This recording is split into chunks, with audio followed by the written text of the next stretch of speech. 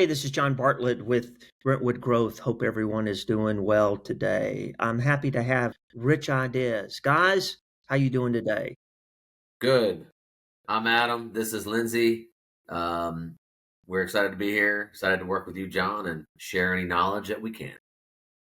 Where are you calling from? Where are So, you today? so Rich Ideas is based out of Richmond, Virginia. Our collective homes, most of our uh, employees are in the Virginia area. Our clients are all over the country, but we grew up here. We love it here, and we're all remote, but middle of the country. Most of our clients are up and down the East Coast, so it's a I-95 good sort of corridor. I-95 corridor, centrally located. 2 hours from the beach, 2 hours from the mountains, and life is good. Life is good. Yep. Um, so tell me about each of your respective backgrounds and tell me more about the firm. So I'll jump in. So I grew up in media. My dad was a radio guy his entire career. Started in like Ohio area. So I grew up in and around TV stations, radio stations, etc. Thought it was so cool growing up. Still is kind of cool. Not the same as it was. Went to school, got a marketing econ degree, and started interning and or working in the radio business. Love the business, fun business. Learned a ton about clients and what works and what doesn't, and marketing, all that good stuff. Eventually got to the point where my dad already had this Rich, it was called Rich Inc. back then, started in 97. 2011 came around. I've been selling radio for about 5 years and said, I'm ready for a new challenge. Broadcast world, fun world to be in, but I'd like to be involved with more than just radio ads and selling radio. So I had somehow convinced a few of our clients to come on with me, and I came on, started here January 2011. My dad has since retired, so I run the firm now, and Lindsay can jump in, but we've been blessed to grow and lots more employees and lots of clients, including amazing people like Lindsay. What's your Well, background, Lindsay? I actually was in media sales. That's how I met Adam. I was selling radio here in Richmond. He was one of my lovely clients. And then, of course, COVID hit and things changed for my family and myself. And he was like, are you looking for a job? And sure enough, it worked out. And I've been here for about 5 years now. I am an account manager in a hybrid role and a business development role. So I have a couple of clients.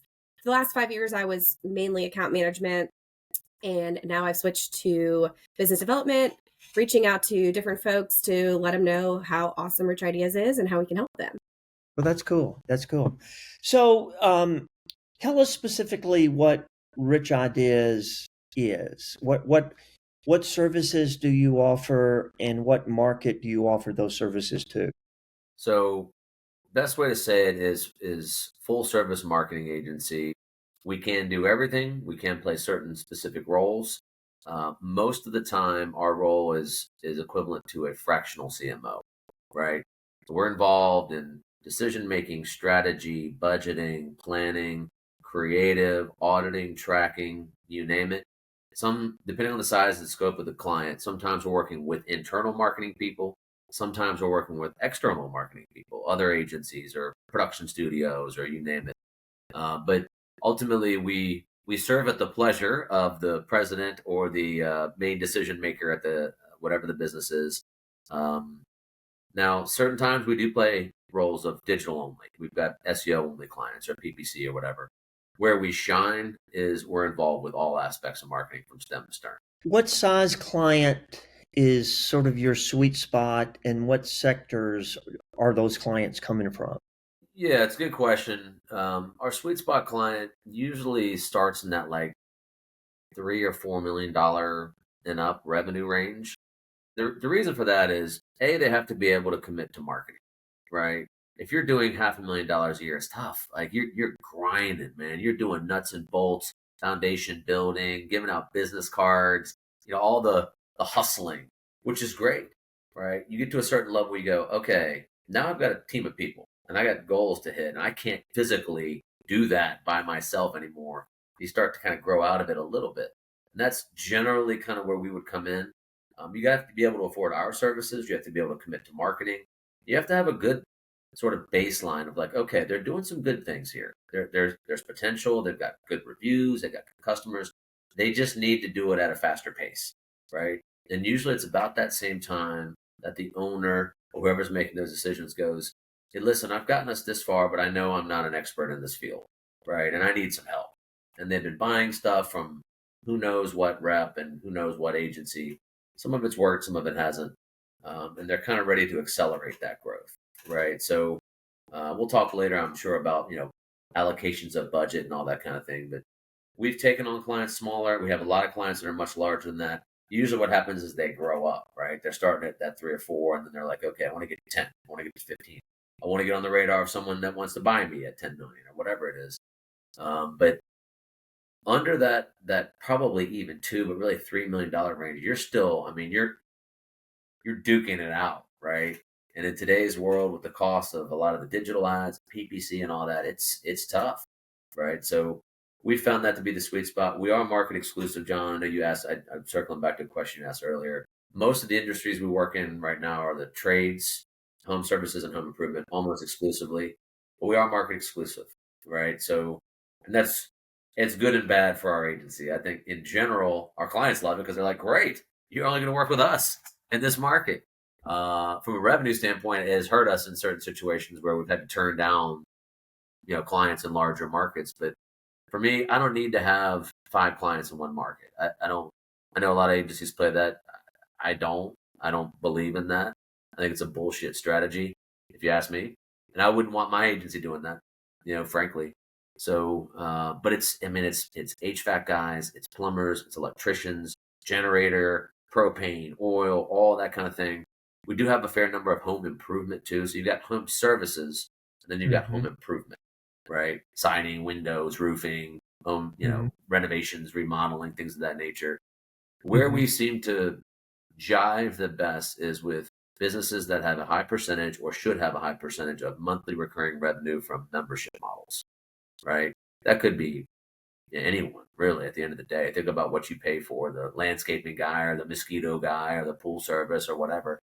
A lot of our marketing revolves around attracting people to us through whatever marketing channels and messages, and then building really good relationships and honoring our brand promise through membership models and recurring revenue. So that's kind of where we focus. And on the business development side, we will take other companies. Those just happen to be where we're at right now. To his point, we do shine where there is a monthly reoccurring service, but we are also looking and open to other businesses as well. So when an owner comes to you, what do you most often hear is the pain point problem that they're wanting to have solved? So it's totally unique to each situation, but there's a few that I would say stand out. One is I don't have enough leads, right? Or I don't know where my leads are coming from. I'm doing branding, but I can't really tell. The old half my marketing's working, I just don't know which half. You've probably heard that a lot, right? Yeah. I'd say sort of not having time to manage a lot of these things and not really knowing how to do it is a huge challenge. I'd also say the owners we work with, whether they're 20 years old or 60, men, women, doesn't matter. A lot of them fall in this trap of focusing on tactics, right? I'm going to run this mailer campaign. I'm going to buy this billboard. I'm going to do this little league sponsorship. PPC doesn't matter, right? And there's really no strategy. There's no positioning plan. They don't really know what their creative is all about or why people choose them in the first place. They just are another brand in the market with no differentiator, and they don't really know how to get there, right? And so they're just kind of doing stuff, frankly. Some rep pitched me this thing from the radio station or this local transit authority. I'm going to run on a bus or whatever. And they feel good about it because they're getting out there. And sometimes it works. But there's nothing tying it all together at all. It's just bits and pieces randomly smattered in the landscape, right? And they don't really know at the end of the day who they are, or why customers are calling them and or staying with them. Other than, John, you've heard this a million times. Oh, we got the best service, right? And our guys are the most trained in town. And our technology is, we're family owned. right? And I'm like, dude, look, that's great. That might be true, but everybody says that same shit. So now you're just another name on the back of a t-shirt, right? So helping them understand those things, I think, is key. What keeps them up at night generally is their lead flow isn't where they want it to be. They're not tracking it effectively. They don't know why things are working or not working. And they just don't have a game plan for how to get beyond where they are today, right? They're at 3 million and they're kind of just treading water. And, things like pay-per-click or whatever are so expensive. They know they can't keep doing that, but they don't really know where to go or how to avoid getting burned, right? And buying back contracts with good intentions.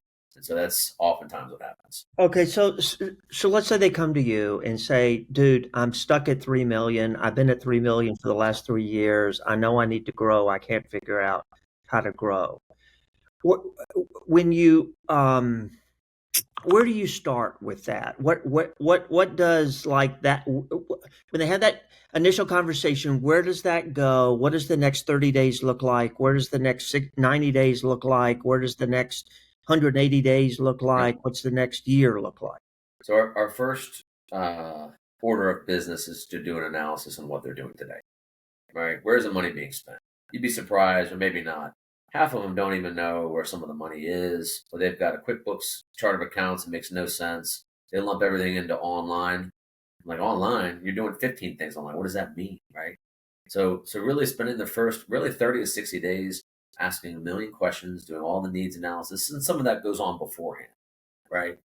Digging into the financials, into the marketing plan and the strategy, and then sort of saying, okay, now meeting vendors, right? Who are you working with? Who's doing your wraps? Who's doing your shirts? Who's doing your whatevers, right?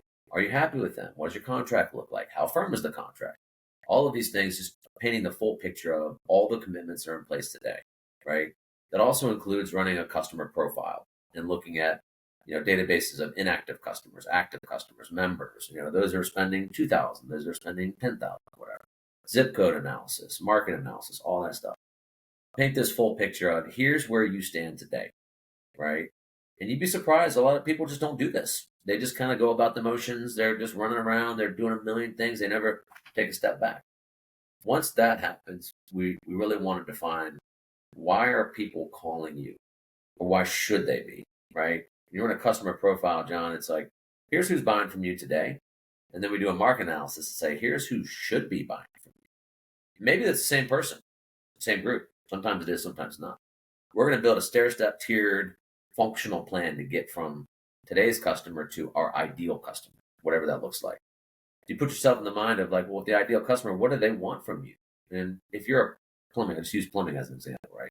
If you're a plumbing guy, what do you do different than every other plumber in the market, right? So really understanding the unique position. And I'll say a lot of that is they often have something different. They just don't communicate it, right? Or they don't know how to verbalize that. So they rely on jaded, hackneyed marketing terms like family owned, locally owned, and all that same old stuff. And those are just made up things, don't mean anything, right? So once we start to wrap our arms around that, we focus on essentially 4 key things for every client. You got to have, right? Marketing plan, marketing budget, content plan of some sort, right?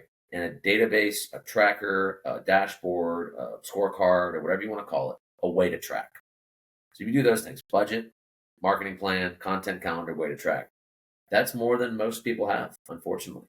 And so that right at that sort of 45, 60, 75 day range, we start to really firm these things up and go, okay, we've agreed on who's buying, who's not, what your message is, where we're going to target, how to achieve goals, how we're going to track, what our expectations are for growth.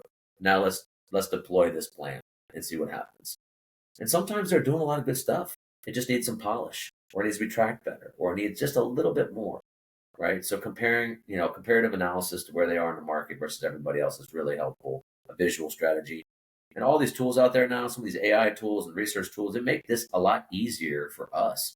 Just fantastic. And for the client to visualize this, right? There's no reason they shouldn't be doing this.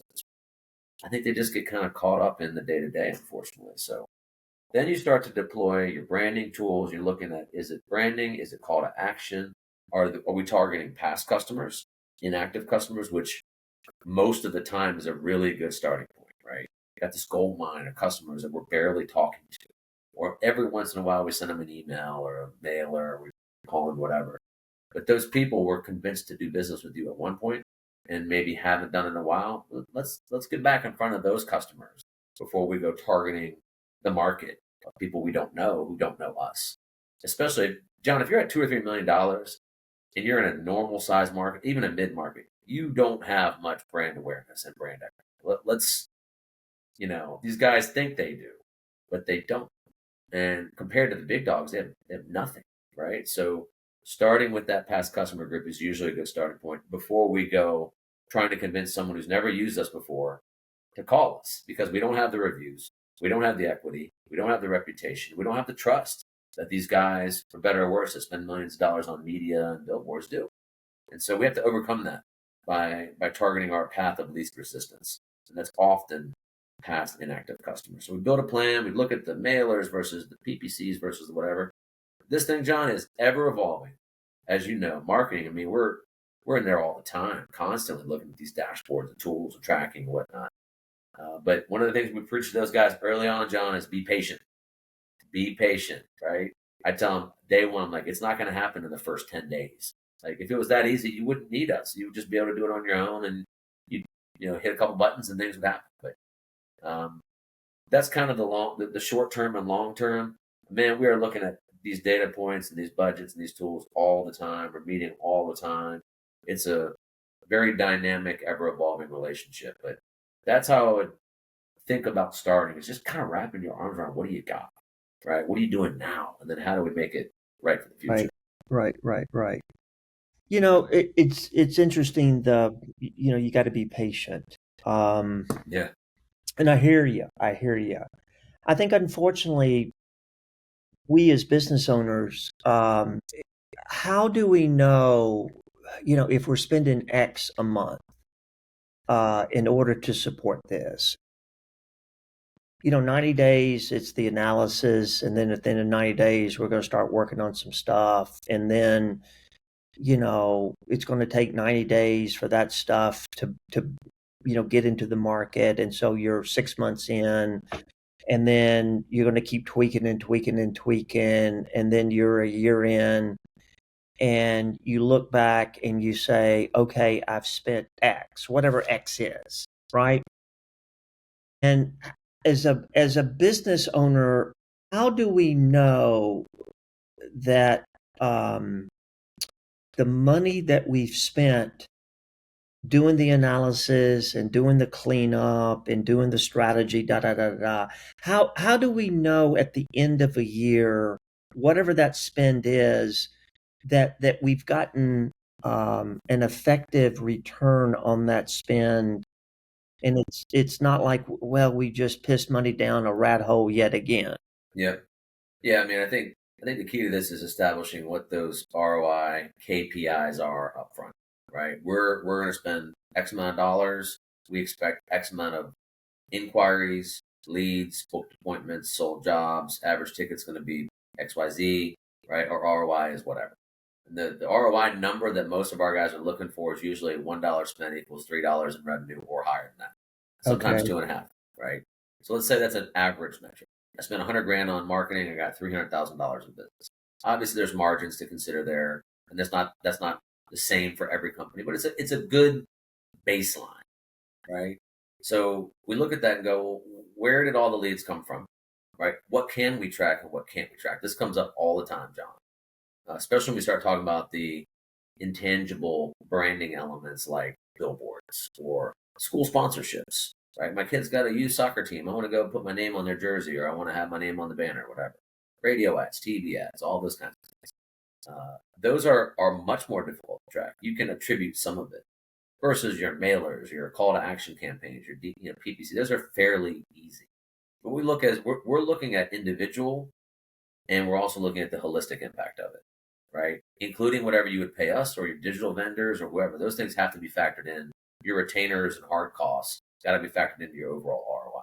But if you're managing a dashboard and you have a good data process, it shouldn't be but so difficult. Now, the harder part is how much goes to branding versus how much goes to call to action lead gen, right? And to me, that depends on where they are in the market. if you're an unknown, you do have to brand to some level so that when you do all these other things, people get the piece in the mail or they see the ad on Google or LSA or whatever, and they go, oh, yeah. And that also starts with reviews. If you don't have good reviews, I mean, you're fighting an uphill battle, right? So all of it comes down to how are you managing that dashboard and the ongoing data metrics daily, weekly, monthly. So by the time you get to the end of the year, there aren't a ton of surprises, right? So, and it's easy to look at inactive customers and new customers. Where are the customers coming from? And trying to parlay that with or coordinate that with the marketing efforts. Some of the marketing efforts super pinpointed. I'm going to hit this zip code and houses that are 15 years old, homes that are worth $750,000 and up, blah, blah, blah. And then you can cross-reference that customer profile I talked about. Do that at the end of the year and go, we spent money here. Look at how our profile changed over the course of the year as a result of that marketing effort, right? The hard part, John, is where they get stuck in this gray area of the branding, right? I think that's the story we have to talk about all the time. I spend all this money on radio. I hear our ads. I know people hear them. I just can't really see. And there's ways to attribute, well, okay, someone heard our ad and we did an 8-minute attribution so they can see within the first 8 minutes how many people went to our website. That's fair.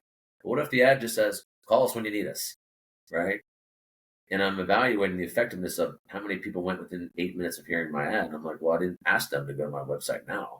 I said, call us when you need us, right? So looking at new customer counts, inactive counts at the beginning of the year, quarterly, biannually, annually, you should be able to have a pretty good idea of where you're at.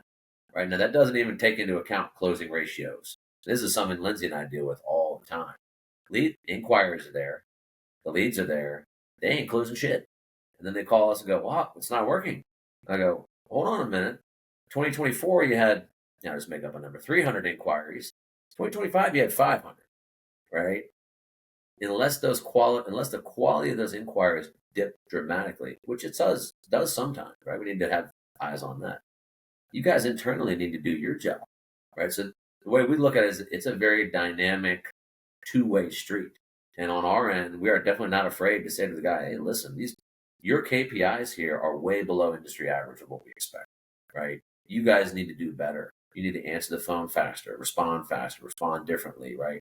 Send out different types of proposals, adjust the price point or your price book, whatever those things are.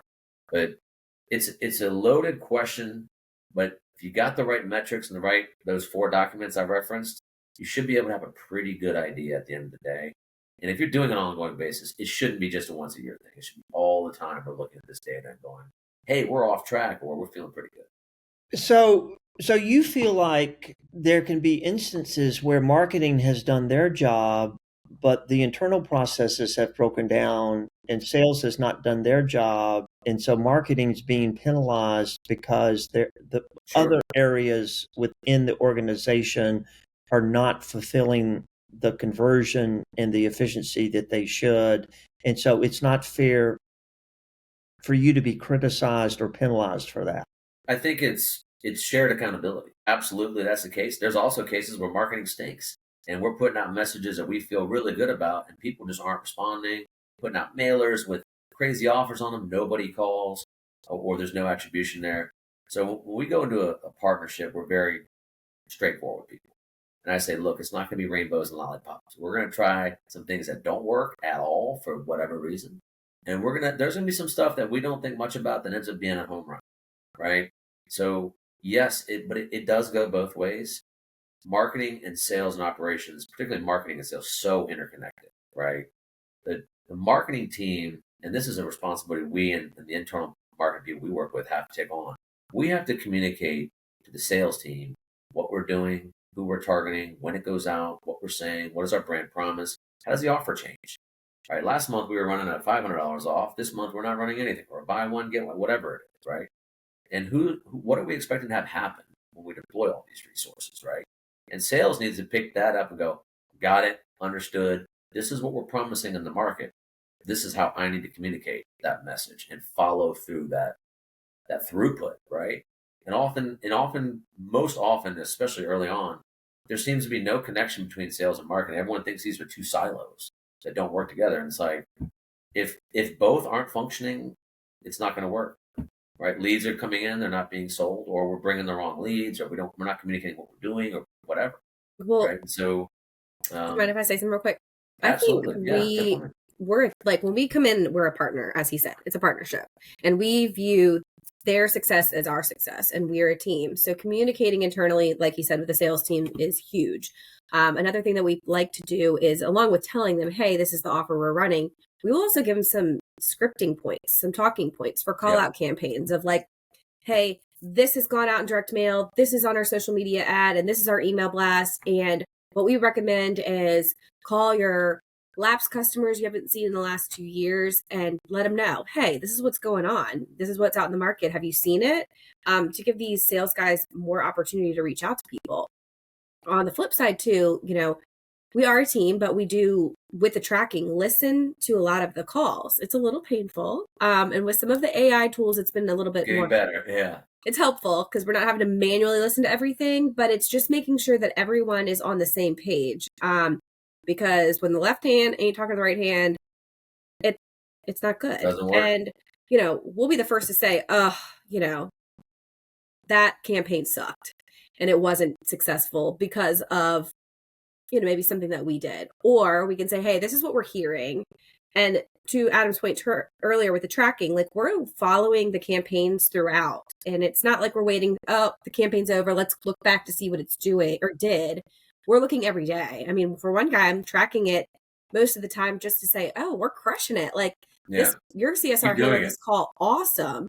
Or, hey, we could handle this a little bit better moving forward when the phones continue to ring. John, what's interesting is that a lot, I'd say it's probably a mixed bag, 50-50 maybe.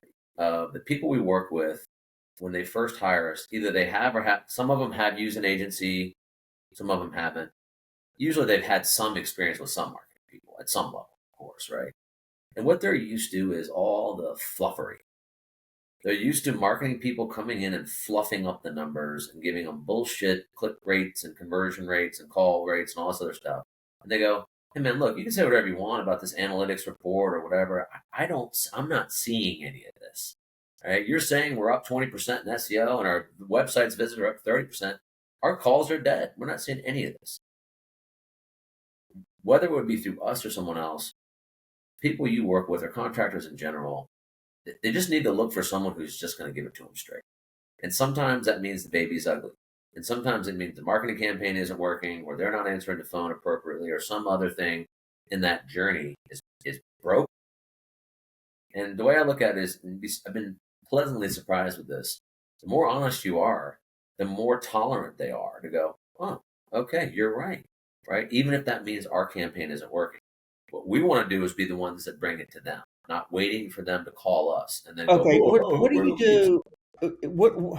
What do you do in a situation where you feel like, okay, marketing is doing its job, we're bringing leads in, and the phone's ringing, but then when you look at what the conversion is, you realize that for whatever reason, sales and the process from that point to close is not working. Yeah. How do you deliver that information back to the business owner? And then how do you deal with a business owner that doesn't know how to fix that problem or is not willing to fix that problem? And then he gets mad at you because he just spent $100,000 and he didn't get the $300,000 increase that he was expecting to get.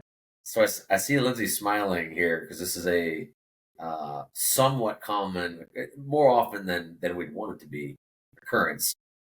The way that we deal with that sort of situation when we feel like the marketing is driving enough quality leads to grow at the pace that we've all decided is the growth goal, is we're as blunt and direct as we possibly can be. That's my style of communicating anyway. It's so much easier just to be honest and say, guys, listen, you hired us for a reason.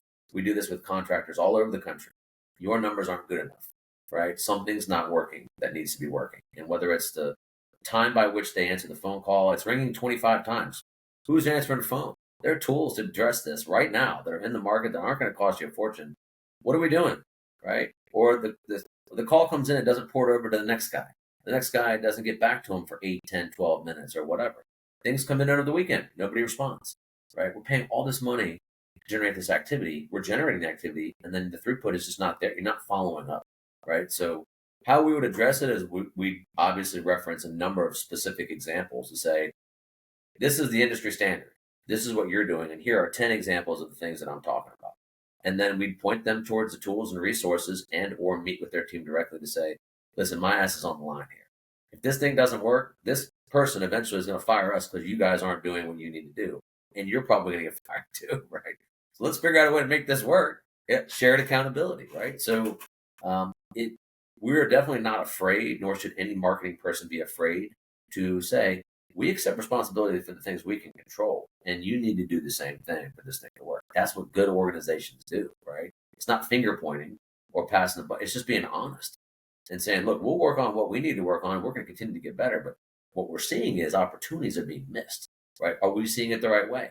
Help me understand why this is happening. Are there better processes? So what I find, John, is that the guys we work with love those conversations because they're used to us going, oh, no, it's not me. It's and us accepting when it is, but also saying, here's the problem.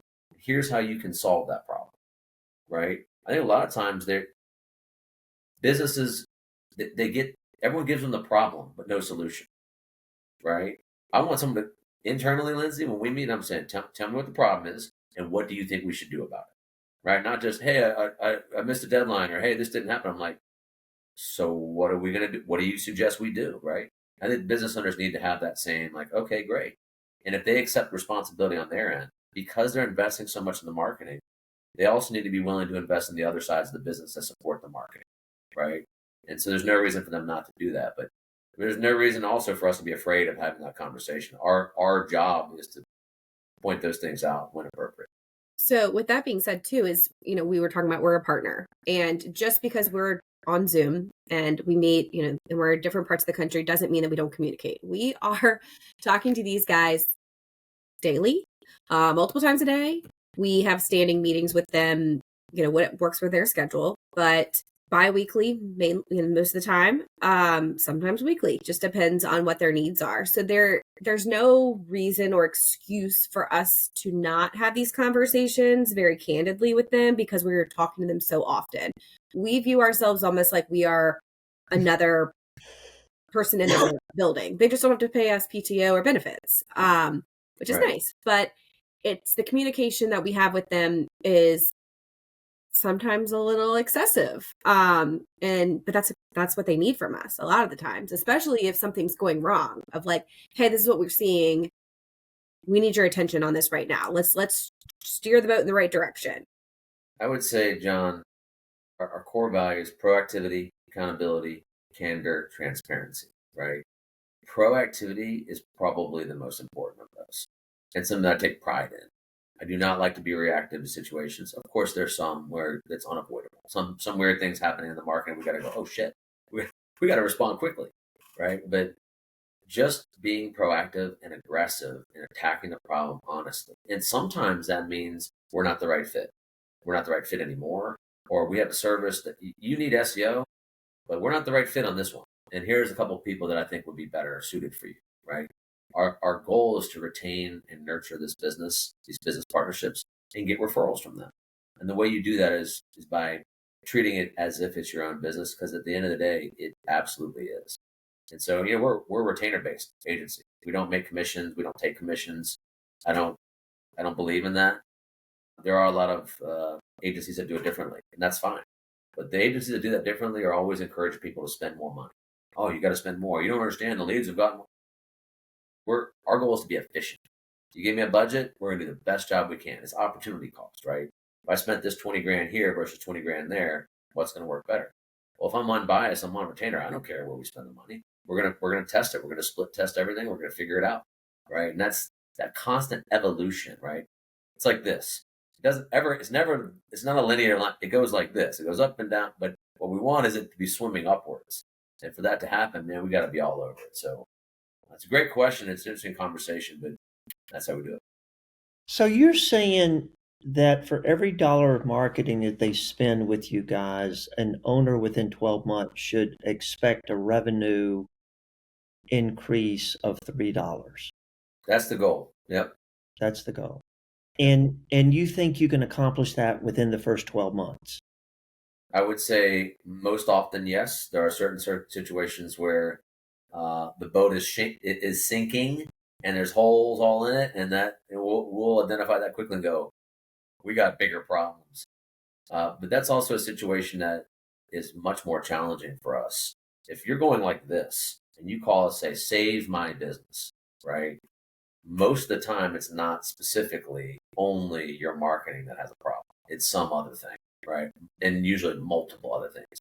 Almost always, it's leadership and culture, right? To some degree, right? They're not communicating well. There's discontent. There's no culture. There's no values. There's no meetings. There's a number of issues. They're just out there. People are out there in silos just doing shit, right? And that's never going to work. But yeah, absolutely. The long-term goal for sure is at least a 3-to-1, and most of the time we're shooting for much higher numbers than that, right? But again, it's situational specific, I guess is a way of saying it. But yeah, that's the minimum that they should be shooting for. Why do you think business owners are skeptical of marketing agencies? Well, there's a number of reasons for that, I suspect, but that fluffery I was talking about before. Usually, some reasonably attractive looking person comes in with some media package or some marketing package or whatever. They sell them a package of goods, they disappear, and then some other person appears that's going to manage their account. And often internally, there's a lot lost in translation, and that agency is just out to make money, right? And it's a bummer. It's true. I think we're blessed and fortunate to avoid that problem because we're retainer based, we're market exclusive, and we're all about long-term relationships. I got guys, John, that have been with me since I started here, 15 years, right? Which is awesome. A number of those folks. And it's not because every campaign works. They don't all work. Many of them don't, right? We go, oh shit, this was a home run. It didn't work. But what they appreciate is they feel our empathy and our focus going, we're gonna figure this thing out, man, right? Versus like, well, you don't understand marketing and you don't understand the data, which is what a lot of these agencies do. They're skeptical, John, because they've been burned. They've had bad experiences. You're gonna buy this package, it's gonna do all these amazing things. Salesperson disappears, and then nothing happens. When it's not cheap either. That's the other part. It's hard. It is. And so, and I get that. It's the black hole of marketing, right? That said, if nothing changes, nothing's going to change their business, right? If they're doing $3 million a year and they've been flat for a couple of years, why would it suddenly go to 5 without some actual effort, commitment, consistency, passion, focus? Right? They gotta say, I'm willing to get past my past experiences and do it the right way and commit to the long term. I also think a lot of times, John, these guys buy these little dinker packages. I'm going to buy this radio schedule for a month and see what happens. And it's like that. Lindsay and I were on a call the other day, and a client mentioned a dollar amount he or she wanted to spend with us on some initial campaign. I just said, no. It's not because we're not going to make any money. We'd make a few bucks. It just didn't make sense. It was like, no, we're not going to do that. It's a waste of time. And I think they were actually pleasantly surprised with the fact that we just said, no, we're not doing that. Please save your money and wait till you're ready, or use that towards something else. You're so used to, man, these people come in, they're just so passionate about their marketing, but they don't really know what they're doing. More often than not, if you're buying bits and pieces, there's nothing connecting this, right? If your digital agency is only doing SEO, how does that connect to all the other things that you're doing in the market, right? And oftentimes it doesn't. Part of what I'm thinking as you're talking here is it's how the whole puzzle fits together. You've got to have marketing generating the leads, and then you've got to have sales converting the leads, and then you've got to have the operations completing the work in an efficient manner, and then you've got to be paid. And as you process, as the company processes all of this from start to finish, you've got to have an economic model where you're performing all of these different functions from start to finish in a way that the company's making money for stuff that falls out of the bottom. Mm-hmm. And one of the things at Brentwood that we've done is, we've got this boardroom that we've set up, and within the boardroom, we've got our three legs of the stool. We've got the financial piece. We've got to be sure the economic engine is financially running as efficiently as it can from start to finish.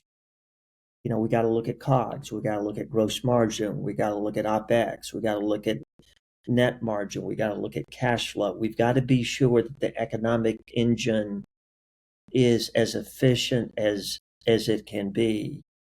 And then we've got to be sure that the strategic areas that the owner and the leadership team are working on, from a marketing standpoint, from a sales standpoint, from an ops standpoint, from a recruiting standpoint, from a tech standpoint, from a field management standpoint, we've got to be sure that piece, they're constantly fine-tuning the processes from a strategic standpoint.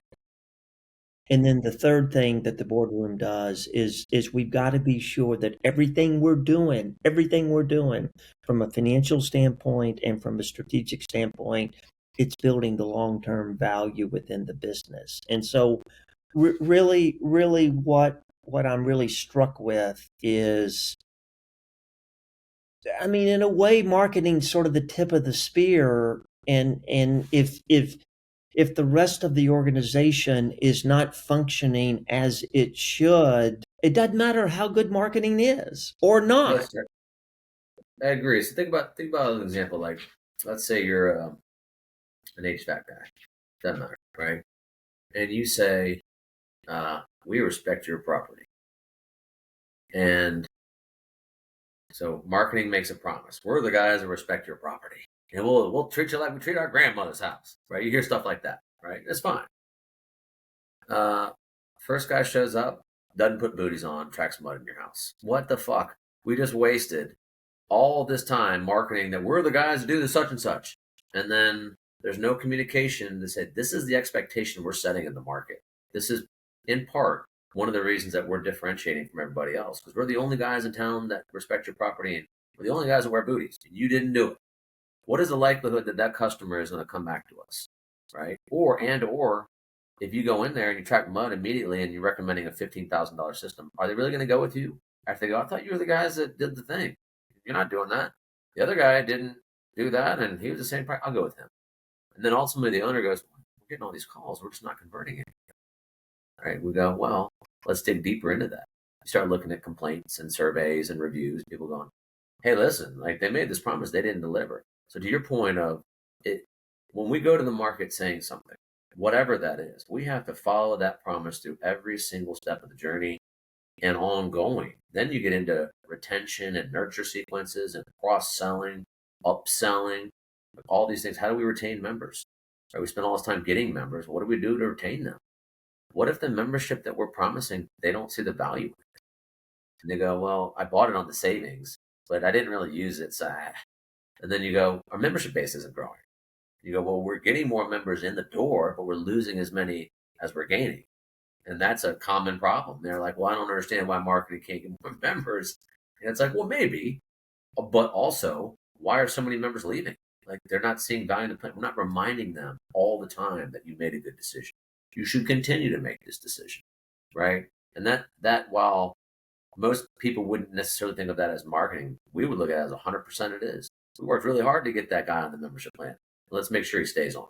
And then internally, operationally, you need to make sure you're reminding him, you're doing nice gifts and client parties and all these other things to say, welcome to the club, welcome to the family, we're going to serve you forever, right? So, the thought that's running through my head is, like, this is football season, and I'm always watching college and pro football, and you get these coaches after the game, they're doing the press conference or whatever, and they're always talking about how the team needs to play complementary football. Mm-hmm. Have you ever heard that term? Oh, of course, yeah. I'm a big sports guy, yeah. Yeah, and what they mean is, the offense has to be doing their job, and the defense has to be doing their job, and the special teams has to be doing their job.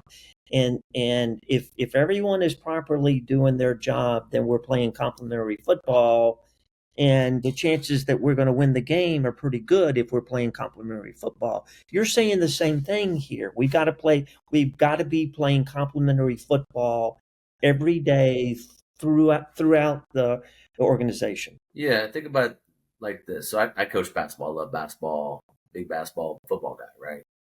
So when you're in pee wee basketball or whatever the intermediates and mites and all the different terms, you might be able to get away with a team that's centered around one player or maybe two players. But what happens when you start growing up? Next coach, I see a team that has one good player, I double team that guy. He's out of the game, right? The rest of the team has to step up, right? As you get into middle school and high school and college and professional, how much better does the talent get? So one mistake in the pro football game, you've lost the game. Yeah. These games are close, usually. Yeah. I'm a Browns fan. I hate to say it. Probably shouldn't even say it on the pod. I shouldn't put this on live video, right? Browns fan. Lost the game the other day at the end of the game. And it was one drive that was the difference. The difference in being a Super Bowl champion and being a dog shit 2-15 team is not that much, right? So think about it this way. If your guys are operating at $1 million, they're in JV ball, maybe middle school. Now they're getting to high school, now they're getting to college. When you're operating at the high level, the pros, these guys have their system dialed in. Yeah.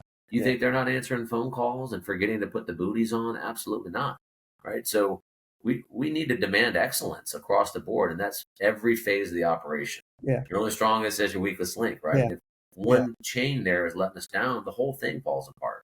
And so from a business standpoint, we have to look at it that way. And marketing, you're right. Marketing is that everyone's seen a funnel example of something. You're at the top of the funnel, tip of the spear, as you said. But we need to understand where those faults are, where those breaking points are, and fix them, right? Or change our brand promise if we're not able to. But that's what the best companies do. It's easy to point the finger at marketing when oftentimes marketing's not the problem. Yeah. And that being said, sometimes it is. Sometimes the campaign just isn't working very well. The targeting's not right, or we thought we had a unique position and it's not really that unique, or customers aren't responding to it. They don't care. What we really thought that they cared about, we find out they really don't. But also it's a double-sided equation, right? But you're right. It's all hands rowing in the same direction, right? Yeah. It has to work that way. If there are a couple of points that you would want our listeners to take away from this call that they really need to think about, what would those be? So I think starting with those core documents, when you're building a marketing plan, make sure you have accountability to some really basic things. Don't just like the puzzle. Don't just go dropping random puzzle pieces in there and expecting to build this beautiful montage. It's not going to happen, right? You need a marketing plan, a marketing budget, a content plan, and a way to track. And those are a wide variety of different ways we can do it. We build really simple things that are easy to look at and go, oh yeah, that's right. That's what we're doing. I think simple is easy to execute, especially when you're at a $3 or $4 million level. It gets more complex as you get into 10, 12, $15 million, because then it's like a golf game, right? It's easy to go from 120 to 90. 90 to 80 gets a lot more difficult. 80 to 70 is damn near impossible for most people, right? So if you're shooting 120 right now, you can get to 90 reasonably easily. It's those extra strokes that get more and more difficult, right? So I would say having those plans, understanding honestly what your position is in the market, and don't rely on all that hackneyed marketing stuff that these people over the years have told you have to say. You don't have to say that stuff. Talk to your customers, understand your real value, and work through the process of how marketing, sales, operations, customer service, billing, all that all works together. What is your brand promise in the market, and how is every facet of the organization delivering on that and living up to it and super serving that brand promise? If you do those things, right, marketing is just a way to communicate that to the market. It's not that difficult, right? But you got to follow through every step of the process. If you're looking for a marketing partner, you want someone who understands that. And look, sometimes hiring internally is a great decision for a lot of these people. They love seeing someone face to face every day. Most of the times when we get to a certain level, we're working through some other marketing person in-house that does social media or takes photos or answers reviews, all those sort of core components. And then we're working more on the bigger strategy and the creative. But being and also commit to it, understand how to track everything, where the ROI comes from. Be patient, but don't sit around with your thumb up your ass, right? It shouldn't take 24 months for a campaign to develop, but it's also not going to happen in usually a couple days either. So finding that sweet spot, but really just who are you and why are you? John, we've been doing this for a long time. I know you have too. Go all over the country, hear the same thing over and over, same stories, same challenges. Oh, you don't understand my market. Like, we do, mostly. We don't know all the nuances. If we know the problems you're dealing with, it's the same problem the guy down the street dealt with, right? And so being willing to evolve and change, I think, for a lot of these guys is a key challenge. Lindsay, what are your couple of points that you would want? So consistency. I think that is huge. Once you figure out what your message is, what you feel like is your differentiator, is be consistent. What he was saying earlier, where it's like, oh, I went on radio for a week and then I did a TV commercial and nothing's working. It's because there's no consistency, and consistency across the board too. So making sure your site, your social media, your email blast, what you're telling your customers, what your CSRs are saying too, like it's all consistent. So the brand recognition sticks when, you don't have to have $1 bajillion to market as long as you're consistent too. And taking care of your people. I've noticed, whether it's internally or taking care of your customers, that's the easiest thing you can do. Just take care of them. Be a good person. Like, do the right thing. I have a couple of people that we've worked with in the past, and it's like you can tell who genuinely cares and wants to appreciate his customers and his employees versus not. And it kind of the business success comes a lot from that too. Well, guys, this has been awesome. I've certainly enjoyed the conversation, and I always love talking to you guys. And every time I talk to you, my wheels turn, and I learn something. So thanks for having us, John. This is fun. We just get to sit here and talk about marketing. I don't have to do anything other than just share experiences. That's amazing. I wish all of our calls were like this. Yeah, you just get to talk. Adam loves to talk. That's what I said, Lindsay. It's just like having a cup of coffee, sitting at the Starbucks, just talking. Yeah, it's fun. Yeah, we're excited. Great. We appreciate it. Okay, thank you so much, guys.